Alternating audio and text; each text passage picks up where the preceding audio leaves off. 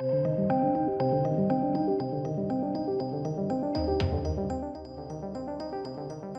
ladies and gents, regular like clockwork, a comedian releases something which is actually funny and people are offended.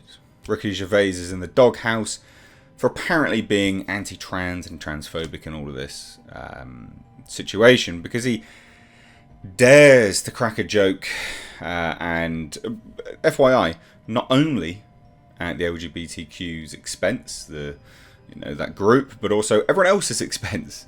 This is one in a long list of many, many jokes and individuals that he pokes fun at in, or at least circumstances surrounding those individuals in his new Netflix special. But again, as always, the arbiters of comedy come out and say, yeah, well, you can't joke about that. That's violence. No, it's not. No, categorically, it's not. And you've probably never been slapped either. It's a nonsense. Absolute nonsense.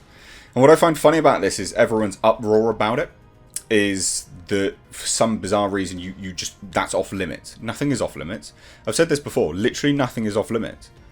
Because people are like, well, racism isn't funny. It actually can be. You can make comedy out of racism. Right? People make jokes about anything and everything. They're like, well, paedophilia is not funny. You can make jokes about it and it can be funny. It absolutely can be funny. Of course it can. Everything can be funny. It's the setup of expectation and that being pulled away to something unexpected. That's what makes things funny, generally speaking. Or taking something topical, which in the very small clip that everyone's getting annoyed about is all about Ricky Gervais talking about how now, this argument of trans women are women has taken the world by storm. The Western world, just as an FYI.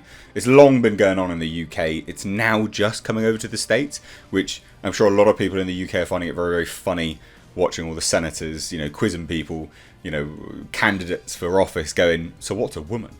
Can you define a woman? Can a woman have a penis? Like all these kind of things. It's very, very funny because we've had this in the UK for a little while now. And so it's funny watching another... the whole situation is not funny, but it's funny watching another country sort of grapple with the nonsensical attitude and approach that these very strange individuals of biology and science deniers have. And FYI, this does not deny or belittle or infringe on any trans person's rights that watch my channel. Like, I have had trans people contact me, have emailed me and said, on other topics that I've covered and gone, yeah, no, that's bang on, or yeah, no, you have my support, or, they've even reached out and given their experience of things.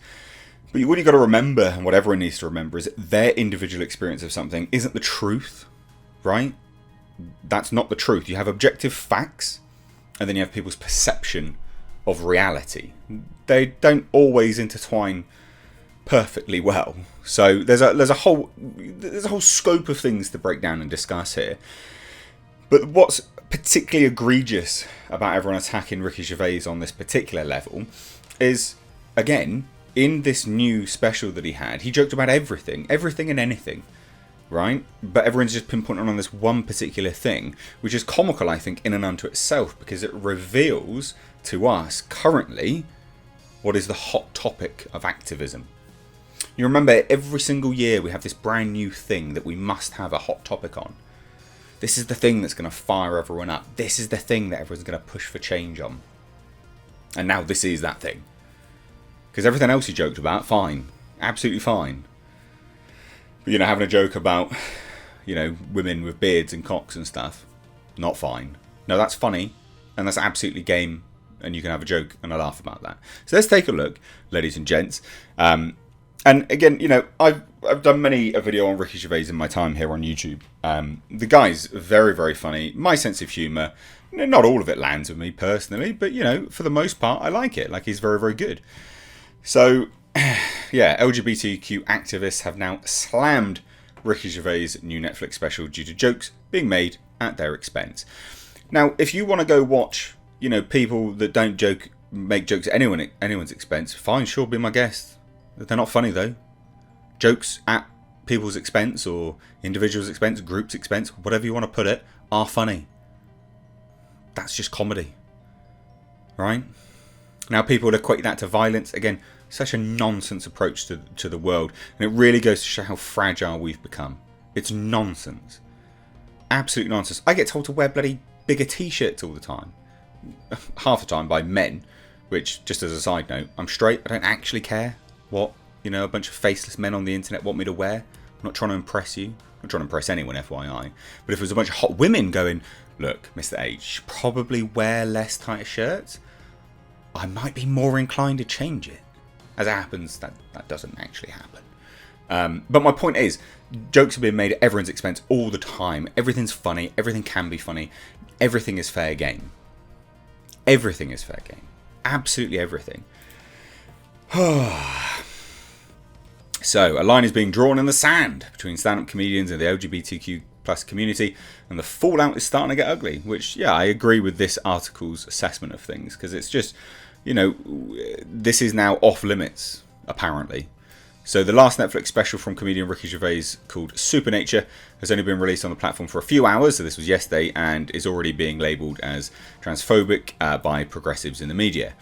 Again, at this stage, if a comedian's special wasn't being criticised as being an ist or a phobe, I wouldn't want to watch it, because I'd be like, this is not funny. This is not going to be funny. Right?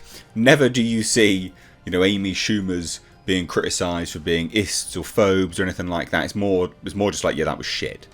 Right? Or was it Hannah Gadsby? Yeah, no, that was shit. Right? I'm not going to want to watch anything. Like, it's almost like a a rite of passage now that a comedian's special has to be lambasted in the media. So the comedy bit is also being labelled hurtful because some of the jokes are at the expense of the transgender community. Again, everything's funny. It's, just get the sand out your vaginas if you've got them. All right, calm down. All right, Sandy. No one's interested in what you're finding offensive. If you don't want to watch it, don't watch it. It's pretty simple. Ricky Gervais is renowned for his blunt, abrupt humour. Right? I think it was in Afterlife season 1. He called a fat little kid a "see you next Tuesday." So you pretty much know what you're going to get with him while you're watching it. You dipshit. And if you didn't watch it, why are you complaining about it? So in the opening act of his comedy special, Gervais dives into material about the trans community, mocking pronouns and gender identity. Oh, women. Not all women. I mean, I would show this, by the way, but Netflix will copyright claim it, so I can't. Oh, women. Not all women. I mean, the old-fashioned ones. The old-fashioned women. Oh, God, the ones with wombs. And again, this is just poking fun at the current situation in our society, where you have this situation where, you're going to label a trans woman a woman. No, they are a trans woman. It doesn't belittle their identity in any way, shape or form, but to claim that they are a woman, it erodes the definition of woman. It erodes basic biology. Let's not, get our fifis in a twist about that. That's just basic facts. And, to push that sort of narrative on society, we talk about dangerous language and things like that. I think denying science can become pretty dangerous. So those effing dinosaurs, I love the new women. They're great, aren't they? The new ones we've been seeing lately. The ones with beards and cocks. They're as good as gold. I love them. And now the old-fashioned ones say, oh, they want to use our toilets. Why shouldn't they use our toilets? For ladies. They are ladies. Look at their pronouns. Again, yeah, when you have to... people literally have their pronouns sewn onto their clothing these days because they do not look remotely like what they're saying they are. So at that stage, you clearly know you've not made an effort. I had this conversation with a mate of mine that came down at the weekend because we were talking about all of this because, again, it's topical and I indulge in a good debate. And I showed him a picture of Blair White. Now, we've seen Blair White. He didn't know that Blair White was trans. And I was like, would you do it? Would you do it? Loads of people are saying misogynistic now. Calm down, right? It's a thought experiment. And he was like, yeah, hell yeah. And I was like, well. And then explained. But I said, the barometer for these kind of situations, right? Like in terms of allowing usage of toilets and things. No woman is going to feel threatened by Blair White coming down into the toilet and going to the toilet. Because it just looks like a woman. Right? But if Blair White went into a man's toilet, do you think that Blair White would feel threatened going into a man's toilet? Yes. So we think about this barometer for whether men or women in their shared spaces and things. But then if you look at what was it, Karen in the UK prisons, Karen, I can't remember her last name. But anyway, basic prisoner, done for sexual assault, claimed he was trans, got sent to a women's prison, started sexually assaulting women. I mean, that's just ludicrous. It's nonsense. But then if that individual was then allowed in a woman's toilet, who's going to feel threatened? You know what I mean? It literally looks like, it just looks like a bloke, right? With a wig. Now, women will definitely feel threatened there.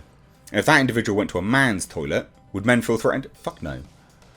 And that tends to be, in my eyes, like the basic barometer. I mean, it's very, very subjective, but it's the basic barometer for whether someone should be allowed to use a toilet. Like, if you could tell, probably not.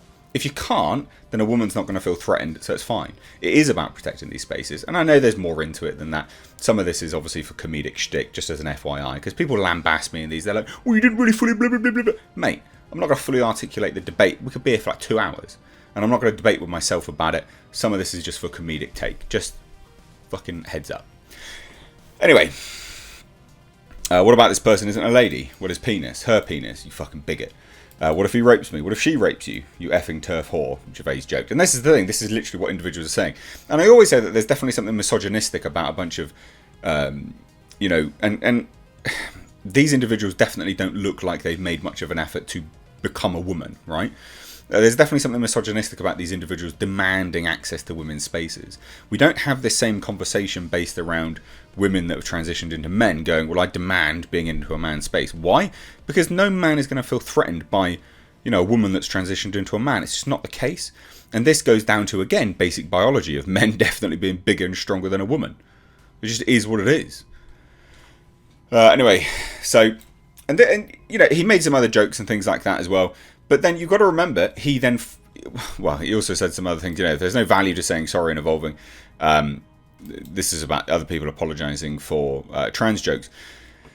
But then I think what's important to say is, yeah, he made these jokes about the current political situation and political discussion about transgenderism in, you know, public spaces and things like that. But then he did follow up, right? And he said, okay, full disclosure, in real life, of course, I support trans rights. Because we all support basic human rights. We all do. Right? And if you don't support just basic human rights, then yeah, you are a bigot. If you want to exclude individuals from basic human rights, yeah, you are a bigot. He says, I support all human rights, and trans rights are human rights. Live your best life, use your preferred pronouns, be the gender that you feel you are, but meet me halfway. Ladies, lose the cock. That's all I'm saying. I mean, obviously that last bit is, you know, a punchline. But there's nothing transphobic here. Absolutely not at all. So, yeah. Nonsense. People coming out in force again. Absolute joke. And then loads of people, again, this is all just Twitter nonsense. Like, I don't want to get into this because it is just absolute nonsense. You know, 5 minutes in and he's making jokes about trans women attacking and raping people in public bathrooms. To him, we exist only as a punchline. Well, no, you can be used as a punchline, just like anyone can be. Like, I don't understand this like, what? Why are you beyond reproach? Come on. The more you try to demand that you cannot be, you know, accessible even in a comedic form, the more you're just going to lose public support. You're not this special thing. You're just normal. That's what you want to be treated as, right? You want to be treated as normal? Cool. And we can joke about you.